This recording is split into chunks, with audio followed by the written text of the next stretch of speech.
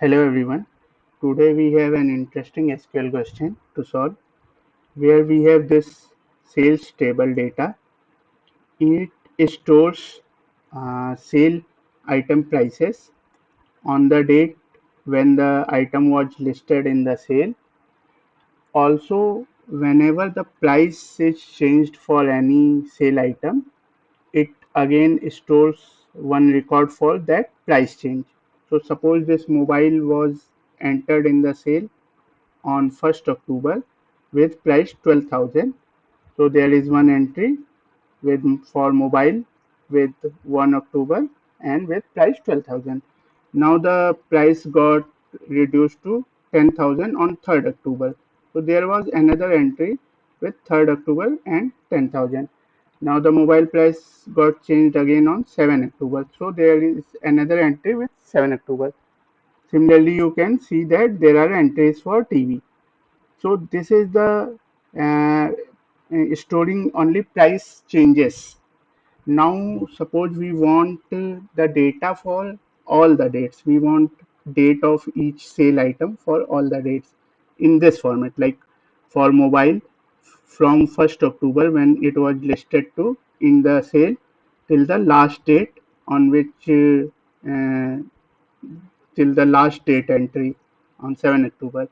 On all of the dates we need the price, like on 1st and 2nd it was 12,000, on 3rd till 6th it was 10,000, and on 7th it was 11,000. Similarly for TV as well.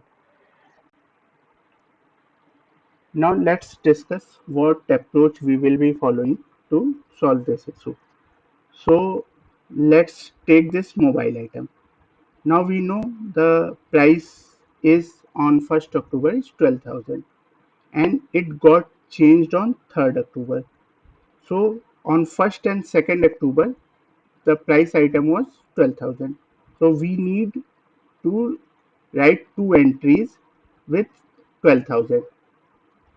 So to achieve this, first we need the next date when the price was changed, and that we can find using lead function. If we use lead and sale date over partition by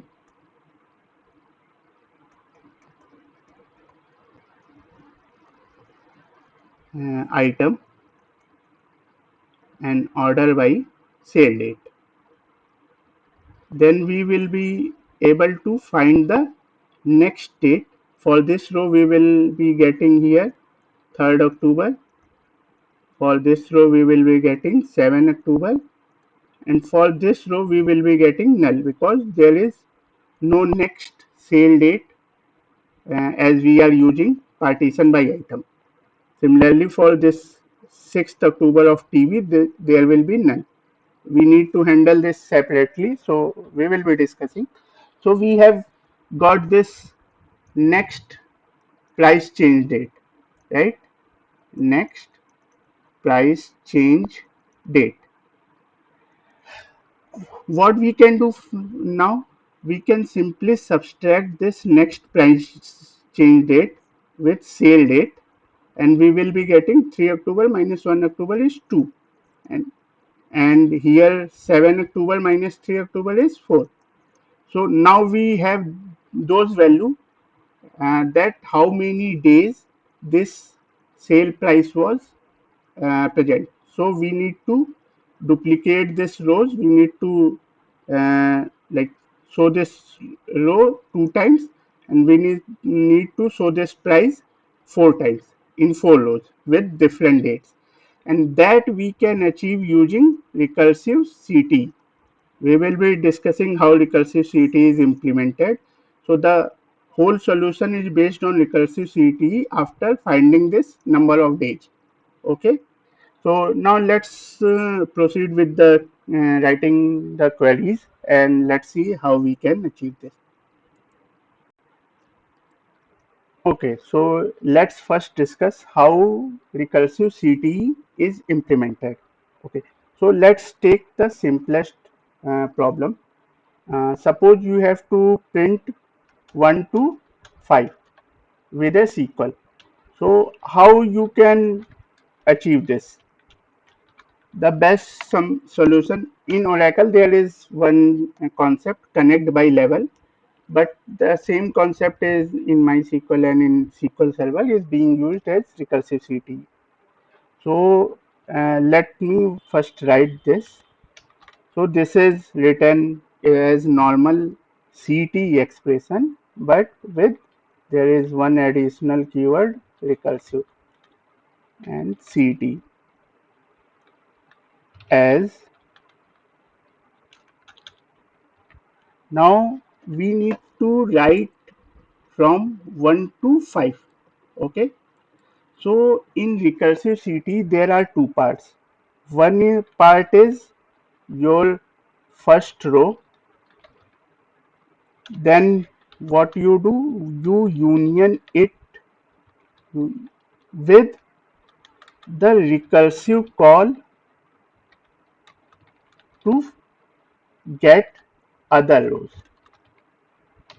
So your first row is always the, like here you need select one because you need to show the one, and this one you can give it alias as num.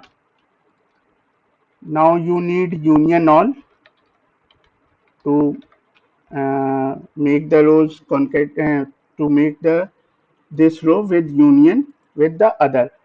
To get the other rows, what you can do, you need to add plus one in this num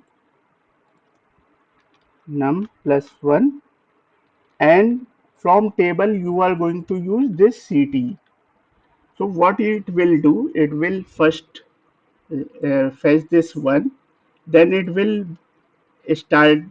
be going on this select, and it will fetch num plus 1 2, then again num plus 1, now the num is 2, then it will be 3, then 4, then 5.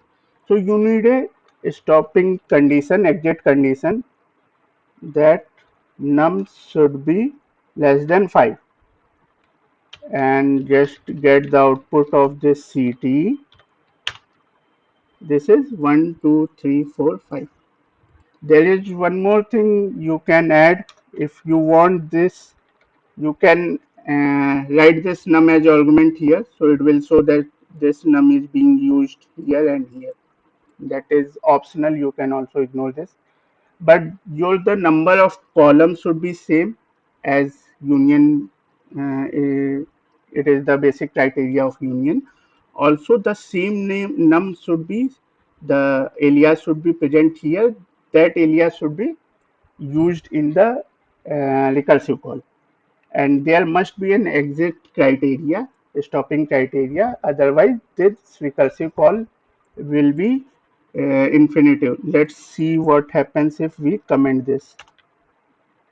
Yeah, this is executed till 1001 iteration, and then the recursive query aborted. So it is going into infinite call. That's why this thing is important. Now this was the very simple scenario which we easily did performing union.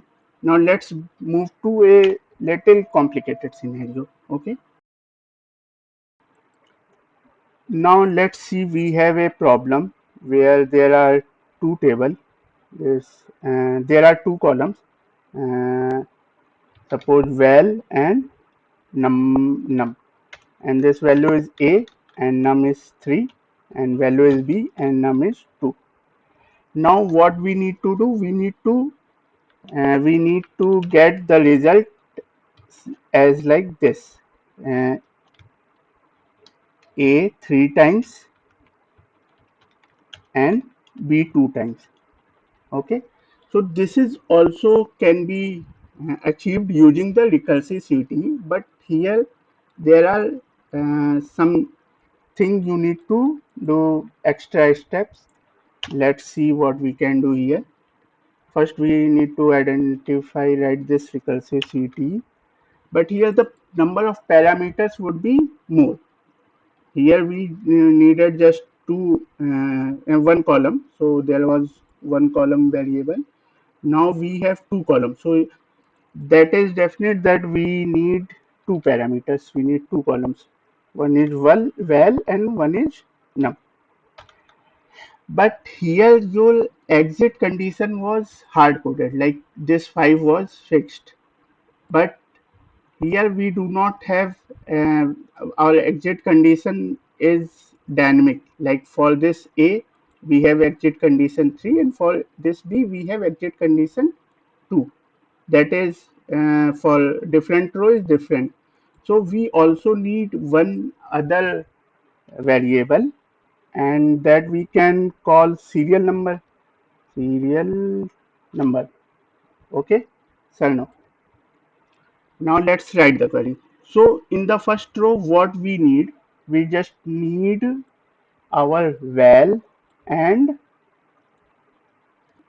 in the first row we need our val and num for first row. But we have not created the table yet. So let's create the table. Table test1. This val is char1 and num is int, and let's insert into test1 values a 3 times and value b 2 times. Okay, so we have got data in test1 table. Now previously it was hard coded select one because our first row was simple select one. Now we need our first row from this table. So what we will do, we will get val and num from test1 table. In union, we what we need this val multiple times. Okay, and let's assume we also, because in union the common column should be similar, otherwise union will fail. We need this num. Now what happens to this Salno? Yeah, this Salno is the thing which will be used in the exit criteria, because in the first row this val is a, num is 3, the Salno will be 1. In the second row it will be a3 2, and in the third row it will be, let's write it here, a3, num is constant, 3 for all row, this is 1, a3 2, a3 3.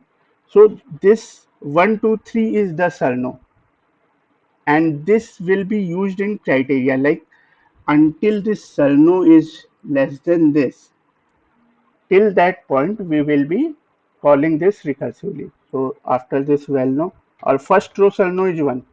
So you see, like here we were also using this num as 1, and this is same we are here using it for Sarno. So let's say call it Sarno, and now we are adding uh, in Sarno plus 1. That is our Sarno. Okay. Now the exit criteria would be Sarno should be less than your num. This is the first record. For Sarno 1, it will be 2. For Sarno 2, it will be 3. For Sarno 3, it will be 4. That record we do not want in our result. Okay. So let's see what result it shows. Select all from CT. Okay, you got it? Okay, let's order by val and Sarno. Okay, for A we are getting 1 2 3, and for B we are getting 1 2. You got the point? We are just we are recursively adding 1 in this Sarno till the point Sarno is less than num. It is showing 3 because here Sarno, it is Sarno plus 1. Otherwise the exit criteria is until the Sarno is less than num, we will be showing the output. So this, in this way we use recursive CTE to show the result multiple rows. Okay.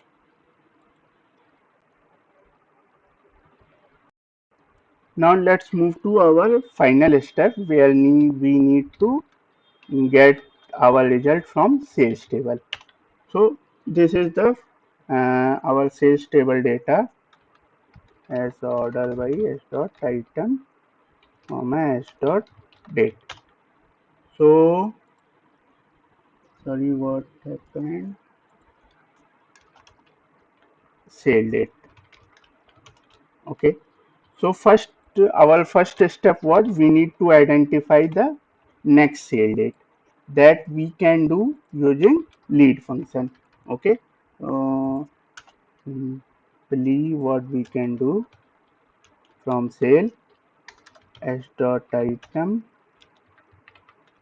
s dot sale date, and to get the next date we use lead s dot sale date over partition by s dot item order by s dot sale date. This is next sale date, price change date, because on this date price was changed, change date. So we got this for 1st October. The price change date, next price change date was 3rd, and for the 3rd it was 7, and for the 7 it is none. Now we need to subtract this from this to get the number of days same price. Okay, let's also add this s dot price. Okay, now we can simply minus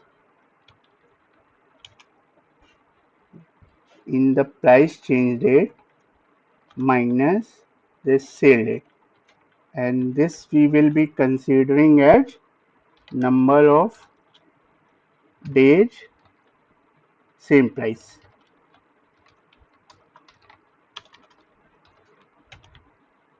Okay, so this price was same for 2 days and this was for 4 days, and this was null, so it is just one row.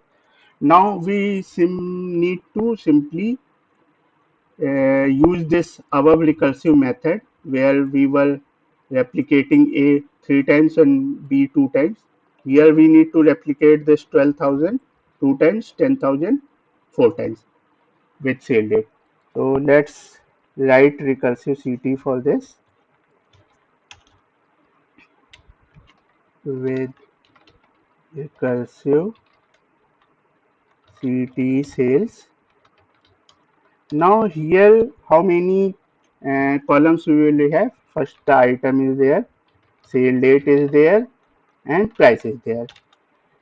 Beside this, we will be needing this number of dates same price, because that was the this 3 and 2 things. How many times you need to replicate the same row, and one more column Salno that will be used in the exit criteria. Okay. Now let's copy this query here. We do not need this price change date because we have this sale date. This is our first row. Remember, first row, and in the first row we also need Salno as a 1. Now we need to union all it with the recursive call. In the recursive call, we will be using beside this sale we will be having this CT sales, because in the recursive call you do not use the original table, you use the recursive CT table. In the Salno you will be adding, in the base Salno you will be adding +1. Okay, and there will be one more exit criteria, that is this number of days uh, should be, this Salno should be less than this number of days. Got it? Now let's run this, see what is the output.